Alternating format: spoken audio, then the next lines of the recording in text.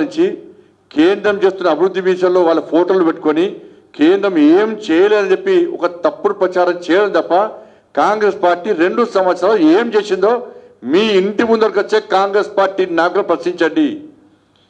ఇప్పుడు ప్రశ్నించకుంటే ఇలా భాగ్యనగర్ ప్రజల భవిష్యత్తు అంధకారం అవుతుంది, మన బతుకులు సర్వనాశనం అవుతాయి. కాంగ్రెస్ పార్టీ ఇవాళ మోసపూరితమైన పార్టీ. మన బతుకులు నాశనం చేయడానికి, అక్రమంగా డబ్బులు సంపాదించుకోవడానికి, ఢిల్లీకి మూటలు అప్పచెప్పడానికి మాత్రమే కాంగ్రెస్ పార్టీ తెలంగాణ రాష్ట్రంలో అధికారం ఉంది తప్ప ఇలా భాగ్యనగర్ బాగు చేయడానికి మాత్రం కాదన్న విషయాన్ని ఇలా భాగ్యనగర్ గుర్తించాలి. అడగండి, పక్క అడగండి, ప్రతి ఇంటికి వచ్చే కాంగ్రెస్ పార్టీ అడగండి. టీఆర్ఎస్ పార్టీ 11 సంవత్సరాలు ఏం చేసాడు? కాంగ్రెస్ పార్టీ 2 సంవత్సరాలు ఇచ్చిన హామీలు గ్యారంటీ ఏడవైనాయి. ఇంత రామచంద్రరావు చెప్పాడు, రిటైర్మెంట్ అనేటువంటి 60-65 సంవత్సరాలు దాటిన వాళ్ళు హైదరాబాద్కి వచ్చి మేము దాచుకున్న పైసలు మాకు ఏంటి సార్, మాకు అప్పులు లేదు సార్, మాకు కొడుకు బిడ్డలు పెళ్లి చేయాలి, వ్యాపారాలు చేసుకోవాలి, అప్పులు కట్టాలి, ఇల్లు కట్టుకోవాలని చెప్పి దండం పెట్టి కాలు మొక్కి అడగడానికి హైదరాబాద్కి వస్తే వాళ్ళని లాఠీచార్జ్ చేసి వాళ్ళని గురవర గుంజుకపోయి వ్యాన్ లెక్కించి అరెస్ట్ చేయడానికి సిగ్గులేదు అడుగుతుంది రాష్ట్ర ప్రభుత్వానికి. డిఏలు ఇస్తలేవు,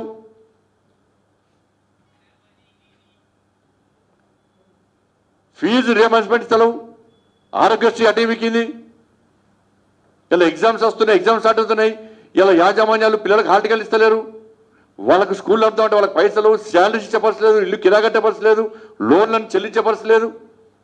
ఇన్ని సమస్యలు ఉంటే ఢిల్లీ పోయట సన్మానం చేసుకున్నాడు ఢిల్లీ పోయి. మరి రాహుల్ గాంధీ అడగాలి కదా, మరి బీసీ డిక్లరేషన్ ఏమైంది, ఎస్సీ డిక్లరేషన్ ఏమైంది, మీరు ఇస్తాను ఉద్యోగాలు ఏమైనాయి, 6 గ్యారెంటీలు ఏమైనాయి, గాడిది గుడ్డు చూపెట్టరు కదా. ఇవాళ ఏ గుడ్డు ఏ మొక్కలు చూపెట్టుకొని ప్రజలు ఓట్లాడతారు. ఇవాళ కేవలం కరప్షన్. మేము చెప్తున్నాం ఇవాళ ఎట్టి బస్సులో ఇదే రామచంద్ర గారి నేతృత్వంలో ఈ కాంగ్రెస్ పార్టీకి సంబంధించిన మంత్రులు మీ బండారం అంతా చిట్టా మా దగ్గర ఉంది, 100% చిట్టా ఉంది, ఇంకా తీస్తున్నాం. ఇలా కాంగ్రెస్ పార్టీకి సంబంధించిన ప్రభుత్వానికి సంబంధించిన మంత్రులు పడుతున్న అవినీతి సంబంధించి అన్ని ఆధారాలు సేకరించినాం, ఇంకా సేకరిస్తున్నాం, పక్కా సేకరిస్తున్నాం.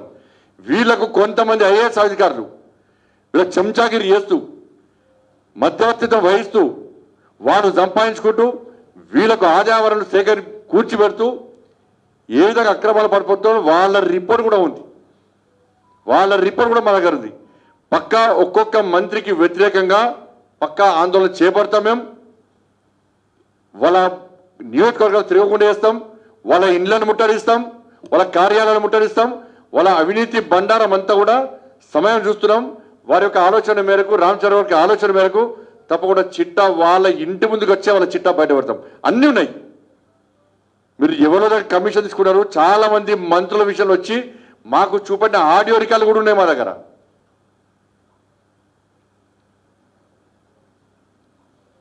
ఐఏఎస్ అధికారులు చెప్తున్నాం, గుర్తుంచుకోండి, 2047 వరకు వికసిత్ భారత్ పూర్తి నెరవేరే వరకు ఈ దేశంలో నరేంద్ర మోడీ గారి ప్రభుత్వం అధికారంలో ఉంటుంది.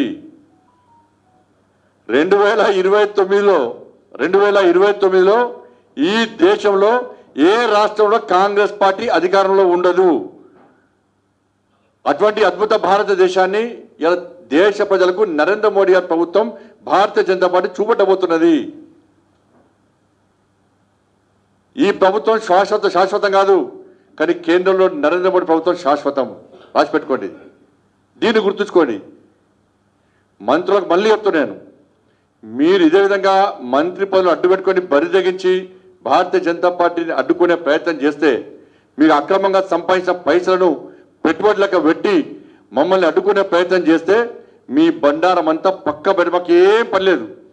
మొన్న మున్సిపల్ ఎన్నికల్లో మా కార్యకర్తలను, మా నాయకులను ఏ విధంగా ఇబ్బంది పెట్టినో, చాలా మున్సిపాలిటీస్లో ఇవాళ రాకుండా అడ్డుకునే ప్రయత్నం చేసినో మిమ్మల్ని వదిలిపెట్టే ప్రసక్తి లేదు.